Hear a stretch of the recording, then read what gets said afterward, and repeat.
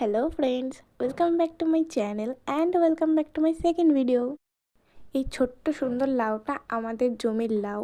আর আমি এখান দিয়ে যাচ্ছিলাম আল দিয়ে মাঠের মধ্যে, তখনই একটা সুন্দর ধানের জমি আমার চোখে পড়লো। এইটা আমি আগেও দেখেছি, এটা আমার একটা কাকুর জমি। এই ধানগুলো খুব সুন্দর লাগছিল বলে আমি একটু হাত দিয়েও দেখে নিলাম। এই ধানের জমিটায় যখন ধানগুলো পেকে যাবে তখন আরও বেশি সুন্দর লাগবে। এই দেখো শিমের জমি, এখানে কিন্তু দুই ধরনেরই শিম লাগানো আছে, বেগুনি আর সবুজ। এগুলো দেখতে খুবই সুন্দর।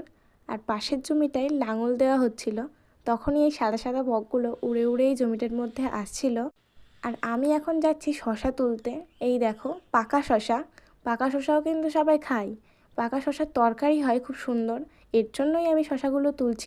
এই শশাটাতে একটু পোকা আছে, এটা ফেলে দিতে হবে, এটা খাওয়া যাবে না। এই দেখো আর একটা শশা তুলে নিলাম আমি। এইরকমই অনেকগুলো শশা তুলবো। এই ছোট্ট ছোট্ট শশাগুলো খুব সুন্দর খেতে, এগুলোতে তেতো ভাব নেই, অনেক শশাতে তেতো ভাব থাকে।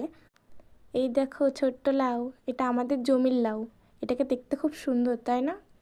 এই লাউটা আরেকটু বড় হতো, কিন্তু আমরা এই লাউটাকে আগেই তুলে ফেলেছি। এই দেখো আমাদের লাউয়ের জমি। আজকের ভিডিওটা এইটুকুই, পরের ভিডিওতে আবার দেখা হবে, টাটা।